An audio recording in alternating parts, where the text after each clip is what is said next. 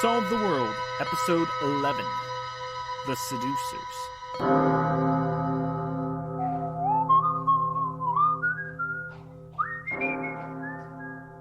Figure 1, Dominic Berkeley.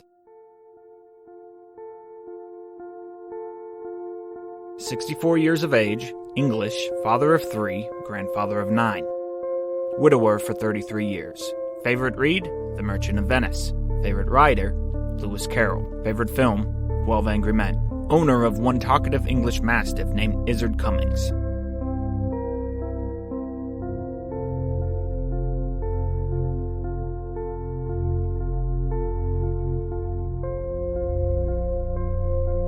Today he finds himself with little Madeline Eberden, his 15-year-old granddaughter. Maddie recently decided at her own behest to convert to Catholicism. Mr. Berkeley, in no want of money, chose to celebrate this occasion by flying Maddie and himself to Magical Kingdom.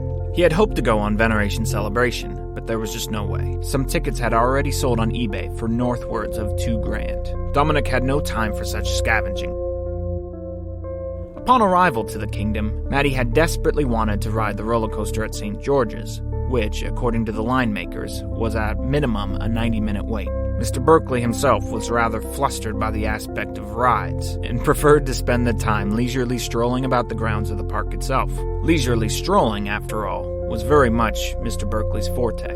So it was that he was alone when he happened upon Jennifer Dash, his granddaughter still 55 minutes from her intended roller coaster seat.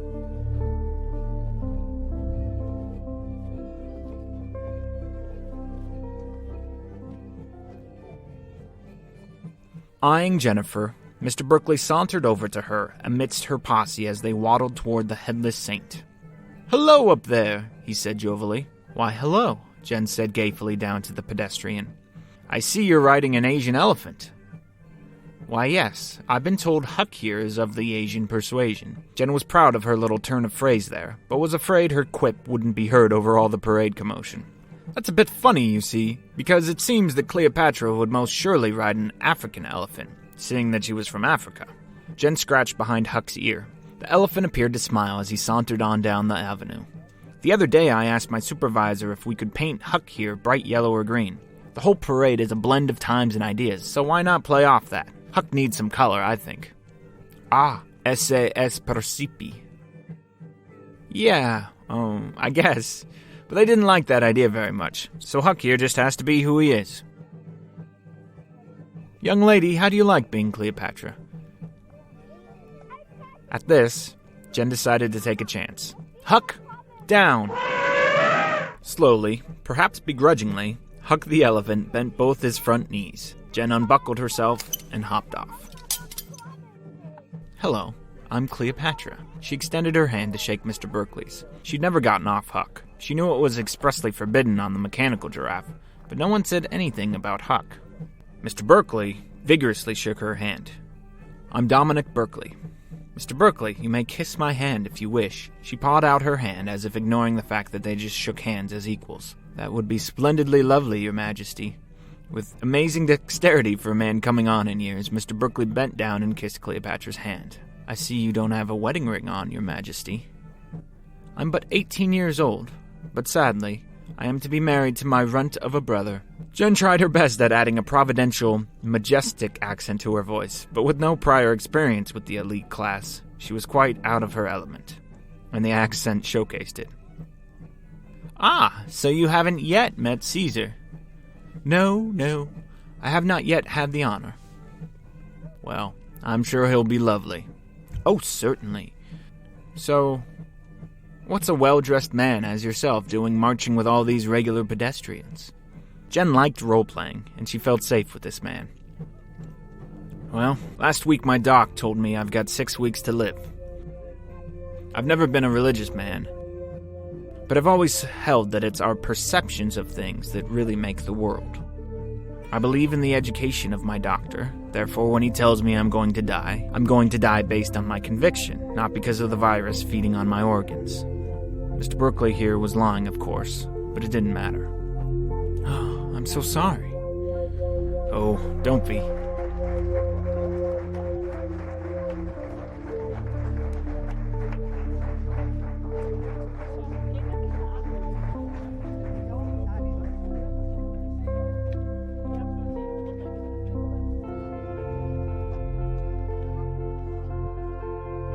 Do you know that color, or what I mean to say is, the colors we see, this apple is red, this grass is green, all that, it's an illusion. It's not what's really there. How do you mean, citizen? Jenn threw the citizen in there to remind herself that she was playing a part, to remind herself not to get too involved here. Well, as I understand it, the colors we see are the colors that the objects are not. A red apple is really every color but red. It absorbs every single color except red. So it's welcoming to all, but it pushes red out. So then it's the one thing it distastes that we perceive. Reality isn't what it seems to be. Jenn studied Mr. Berkeley's face in an effort to grasp the relevance of the scientific nugget. I'm here because saints believe in healing. If I hope in perception, if I focus all my efforts on it, then maybe that becomes my reality. I'm hoping something here in this magical kingdom will strike me down, dumb and blind to reality. I'm hoping I fall in love with a myth so deeply that it surpasses my faith in my doctor. Understand, Your Highness? I think so. Remember, old girl, you're Cleopatra now. But should your plebeian life have any effect on me? Jenn mentally patted herself on the back for the exacting use of the word plebeian. Ah, precisely, the older man dared to match Jen's eyes with intense life. Now you've got it. If perception rules our world, then my perception matters not to you, unless I can somehow make it relevant to you. Yes, do so. I command thee. Very well, your benevolence. Saint Denise, full of head and hands, ran by screaming, The end of the day is nigh. The sky is black and cold and bright and free. Long live the King of the Universe. Saints Row. Saints Row. The veneration celebration will occur at Saints Row. Beware the awful cries of treason.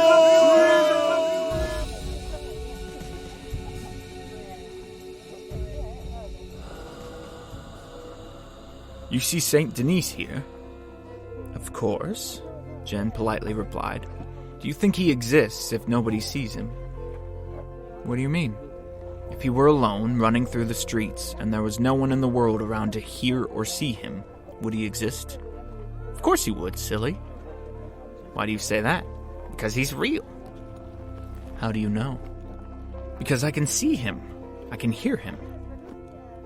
What you're seeing and hearing is a movie starring Saint Denise. Excuse me? Your brain accepts the external stimulus of a man with head and hands, words screaming, and translates that into a series of ideas that you compute as a story. So, you're saying there's a step between reality and perception? Oh, it's much more than a step. It's an unterrible veil. We can never, ever truly pull away the curtain to see what or who is behind it. But that doesn't stand to reason, citizen. If you can't trust your senses, then life becomes utterly meaningless. You don't exist to me, I don't exist to you. Living out that belief would make one purely selfish. Jenn was thinking this through. And that's kinda ironic, because if one is solely selfish, then I'd bet money that this reality is perceptioner will seek out very sensual pleasures to fill the gap of time. The man who rejects the world is destined to worship it.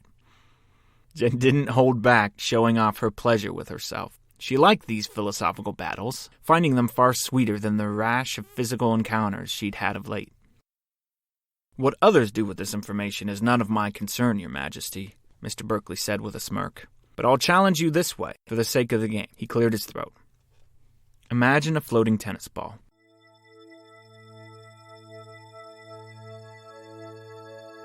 Okay. Done. Imagined. I see the green ball floating maybe 4-5 feet above a marble floor. You see? Yeah. By the look in his face, Jenn realized somehow she'd already lost the war. It's impossible to imagine something without you putting yourself into the picture. In dreaming up the floating ball, you had to imagine yourself observing it. No, I didn't do that. You said, I see the green ball floating. Did you not? Well, yeah, but that was just a turn of phrase. Of course it was, but your use of language is more than mere artistry. Your language is dictating how you think and process. All right, citizen. I relent. You win. But even so, I'm still failing to connect this abstraction to anything relevant. Whether Saint Denis is real or not, I still interact with him as if he were, just as I'm talking to you as if you're real, and not merely a composition of my various perceptions. I'm impressed, dear Queen. And I believe you've stumbled onto the point. We all should cease to exist when we fall out of perception. But we don't. No one does. Saint Denis would still exist, screaming obscenities with his head lopped off, even if no one ever experienced him. But you just said... I said he wouldn't exist if no one saw or heard him. But he does exist, and therefore, there has to be a better answer. A better answer? And what's that? We're all in a story. A big one. One that stretches through all of history and all of imagination. Mr. Berkeley snickered. And you, madame, apparently get to play a big, sweeping role. How do you know that? Well, after all, you are Cleopatra.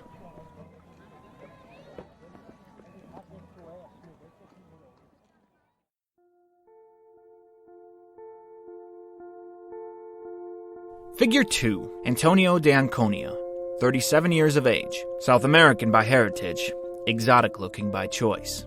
The 3 hours a day he spends in the weight room has served him well.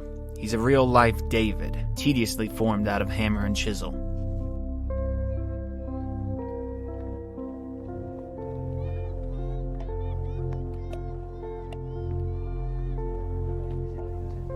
He approaches. You are beautiful. Thank you. You are beautiful. Are you allowed to get off the elephant like that? Honestly, I'm not sure. But Huck here is so good at kneeling over, I couldn't resist getting down. Well, you know, like, I wanna be where the people are. You look marvelous. Who are you supposed to be? You can't tell? I'm clearly Cleopatra. Who? Cleopatra. You know, Caesar and Cleopatra, then Antony and Cleopatra, Richard Burton and Elizabeth Taylor. No? Nothing? The handsome man took advantage of the lingering silence. He knelt down, caressed Jenn's face with his right hand, and softly, with deliberate care, kissed Jenn on the lips. The embrace was calm and subtle. At once, 1,000 fireflies soared through Jenn's body. She'd never been kissed before. It was heavenly. She felt herself lifting off the ground, floating above perception and reality, magical kingdom and the cosmos. She floated away from the trials of life, the stresses of self-confidence. Here, nothing mattered. It didn't matter whether there was a story, or trees falling in an abandoned forest. There was nothing, just this, only this, a moment devoid of anything. And yet, it was the ecstasy of everything. Every emotion. She could kill an enemy. She could slay the dragon. She could marry the prince. She could die happy. She could die fighting. She could die. It'd be okay. Everything was fine. Everything was nothing. Everything was everything. When she opened her eyes, she caught him gazing at her, gauging her response. She smiled. He leaned and kissed her again. One of the litter, a boy about Jenn's age, who'd kept hidden away a deep affection and crush for Jenn, cursed himself and cursed this kissing stranger. That boy's world was ruined then. But Jenn was utterly unaware of such pains near her. Out of sight, out of mind, out of perception, out of reality. The second kiss was more passionate, and Jenn couldn't resist leaning into it.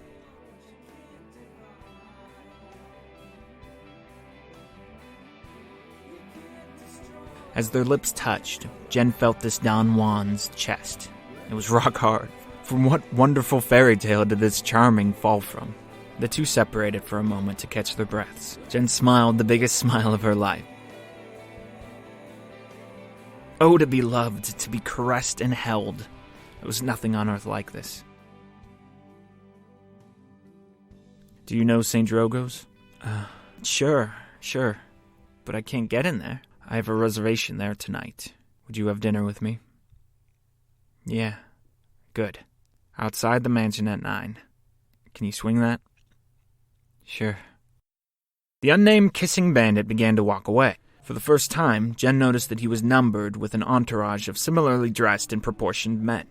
The others stood, staring a few yards off at the two lovebirds. The unnamed man looked back towards her as he rejoined the group. "And wears something magnificent. I want to see you in your most lovely form." "Sure," Jenn dumbfoundedly responded. And just like that, he was gone. She watched him until he was out of sight. Once out of range, Jenn called for Huck and quickly hoisted herself on top the beast where she could once again spot her new lover. Boy, was he gorgeous. Dreamily, Jenn rode Huck. She remained blithely unaware of her surroundings for some time. Then, with a jolt, sudden panic. The last parade of the day was at 7:45. Usually, by the time she was ready to get home, it was well past 9:15, 9:30. Plus, she had nothing that she could wear to impress. Nothing would do. She'd have to buy a dress. But with what money? It was 2:20 in the afternoon, only a few hours to solve the riddle, and dress to forever impress. Once off Huck, before the 5:15 parade, Jenn strolled by Susan's, her morning makeup artist, to ask her if she could borrow some money. Guideline number 4, don't owe anyone anything. Susan asked what for. Jenn opaquely answered, "For a date, I need to buy a dress." "Honey, that's what they pay you for. I don't lend money out. It never ends well." Try again. She knocked on her supervisor's door, Clarence. She maximized her pouty lips and big eyes to the best of her ability. He handed her a 20, saying that's all the cash he had. Jenn gambled with her luck. Guideline number 5. Don't gamble what you don't have. Asking as kindly as possible if Clarence would go get some more cash out of the employee ATM. He, very much annoyed, declined the offer. 4:49 p.m. Jenn was already 4 minutes late for setup. She hurried over to Huck, upon her ascent of her gentle giant. She feigned twisting her ankle. No one seemed to notice, so she turned on the waterworks. She collapsed into a pathetic pile beside Huck and wept her eyes out. Eventually, Everett, the boy previously mentioned deep in the throes of unrequited love lust for Jenn, came to her side. She complained that she sprained her ankle. Everett carried her away from Huck. As he carried her, he told the crying beauty he'd take her to Clarence and explain the situation. Panic. Clarence was already frustrated at her. He'd smell her bluff a mile off. No. You can't take him to me. I'm so embarrassed." "Well, okay. Well, I'll just take you to the lounge and explain the situation to him. There's only 2 shows left today anyway. We can just parade with the elephant without you. It'll be no problem. I'll talk Clarence over. You'll see." If Jenn would have focused on Everett at all at that moment, she'd be able to read all over his face that he was falling on his own sword, dooming himself to friendship. Sentence, life. She'd be able to see the sad song in his eyes of how every nice guy in the end finishes last. But Jenn couldn't be bothered with any of that right now. Everett gently laid Jenn down on a couch in the lounge while he went to discuss the situation with Clarence. As soon as Everett was out of earshot, Jenn escaped at top speed. Guideline 8. Make friends everywhere, but don't trust one friend over another. Rather than exiting the park, Jenn made her way to Peak 2, St. Anthony's. She jogged around the streets, peering in and out of lines here and there until she found her prize.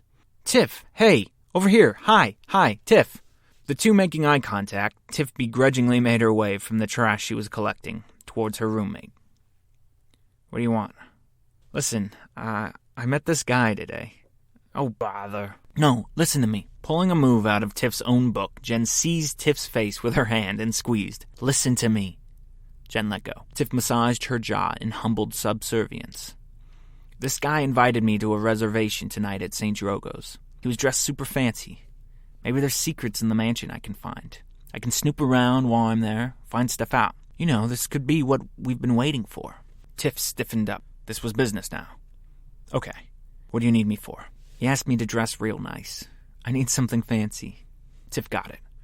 She unceremoniously unzipped her trashman's jumpsuit and reached for her cell phone in her pocket. Why wasn't I given a cell phone? Jenn wondered.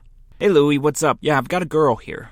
Yeah, at the park. She's gonna need to speak to Patriot, like, ASAP. Can you let Patriot know and have someone pick her up at the park?" Tiff held the phone with one hand and diverted her attention to Jenn. "What's the time?" 9 o'clock. "She needs to see him right away, like, really. Tell Patriot it's about getting the secret." "Okay, great. Love you, Louie Pie. She collapsed the phone and darted her eyes back on Jenn. Okay, we're on. Louie'll get a car to the C building and he'll get you to Patriot. Do I have to see him? He'll know best what to do. Now scram! Tiff shooed Jenn off, and so it went. The game was on. Jenn met a man she didn't recognize in the C building parking lot of Magical Kingdom. In hindsight, she thought she could have easily just been kidnapped, as she was motioned by this strange man into his Suburban. Could have been anyone. After what felt like quite a long ride, Jenn and Mystery Man arrived at a manhole. An ordinary manhole. A good steward of his role, Mystery Man lifted the heavy circle and motioned for Jenn to descend. Hesitantly, Jennifer Dash returned to the underworld. It only took a few paces to realize that they were not now in the same section of the underbelly that Jenn had last experienced. The tunnels were better lit. A string of Christmas-like lights guided their feet, and above, large china balls of light illuminated their travel. The Patriot's room was far different than the last. Jenn noticed the lack of food immediately. Patriot was lying on a king-sized bed, staring up at a flat screen mounted to the ceiling. When awoken from his staring stupor, Patriot bolted up with eager anticipation. Come, I hear my little butterfly has some news for me. News, sir? Yes, but don't give it all away yet. Seeger, leave us. Unlock the door behind you. Mystery Man, apparently named Seeger, slammed the door with an authoritative thud. Patriot smiled a soul-crushing smile. Now we are alone. Guideline number 10. People will always want something from you. Find out what it is. Nothing yet, sir. The smile on his fat face twisted, sticking somewhere between confusion and fury. A bead of sweat dripped from his widow's peak down his cheek before being caught up in the ridge of his contorted mouth and slinking onto his lips. Nothing? Why nothing? I was told you had urgent news for me. Yes, sir. You see, I was invited to St. Drogo's tonight. That information didn't get the rise out of him that Jenn was hoping for. This well-dressed man invited me, but it's this evening. Jenn let her sentence trail off. And what's this well-dressed man's name? It wasn't until that moment that Jenn took a breath and comprehended that her newfound lover, her first kiss, was from a man she didn't even know the name of. Silly, she thought. Nearly the same thing happened with Atticus.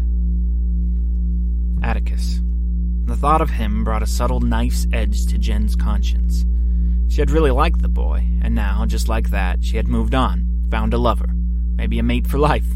Who knew? Jenn could see how the two of them could sail the seven seas together in search of long-lost Leviathan, and honeymoon in Venice, and learn how Eskimos live, and learn how to sword fight like the medieval Spanish, and kiss again at the pinnacle of the Eiffel Tower, and...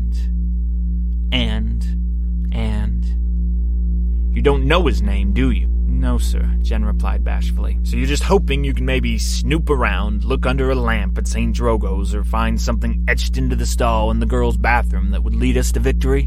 Is that it? Is that all you've got? I guess so. Yes, sir. Then what do you need from me? Why did you have to interrupt my very busy and costly schedule? Do you know the type of havoc you've introduced into my daily agenda? I need a dress, she blurted it out. For love, she'd do this. She'd risk getting her tongue ripped out just to look ravishing for her lover bear. Oh, that tongue. What a marvel. Strangely, and awkwardly, the Patriot grinned a sideways smile. Ah, I see. He took a few steps back and rested against his bellicose bed. You need me to buy you an outfit. Yes, sir. St. Drogo's won't get you anywhere. My eyes and ears have searched it. 2, 3, 4, 500 times. You have to do better than that. So then, that's not why you're here. You're not really here to honor me at all, are you? It was a rigged question. Jenn remained there, standing silent and stoic. Answer me! You're here for yourself. I know it. I can smell it on you. You want to be considered fancy. You want to make believe you're upper class. I get you a job, a place to stay, and you repay me by claiming royalty? Ha! That's a riot. Get out of my sight. Wait. Jenn was out of cards. She needed to make a move, and this was the moment. You're right. I'm sorry. I see how it is now. But can't a girl want nice things? And I am serious. I'm very good at getting what I want out of people. You'll see. If this man can get me into St. Drogo's on the day he met me, Then he must be someone important. Maybe he knows someone. Or maybe he introduces me to someone. Let me do this. Let me work the gifts I was given. Please? She'd won. She knew it immediately. Patriot's furious demeanor evaporated. Ah. Very good. Very good. Very good. Very good. So you need something. Yes, sir. You need a fancy dress to look pretty in. Yes, sir. And now, you know that I don't care about your childish games. Yes, sir. Well, all the cards are on the table then. You have a request. I have the means to provide you what you want. But I know you have no money, no identity, nothing at all to offer a potentate like me. Perhaps, Cinderella, I'll grant your request. I'll get you to Prince Charming's ball. But there's something I want in return.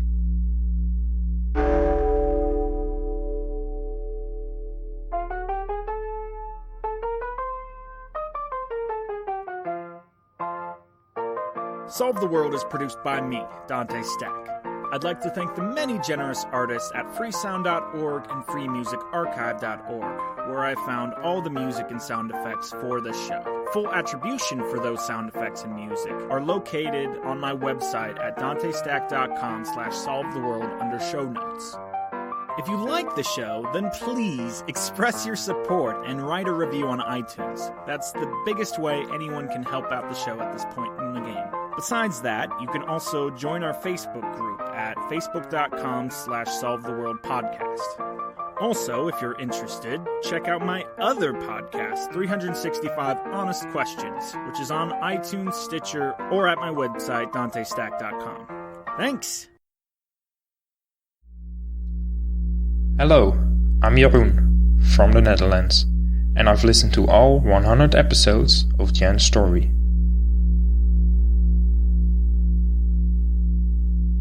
Magical Kingdom 7 Peak is about to welcome a new guest.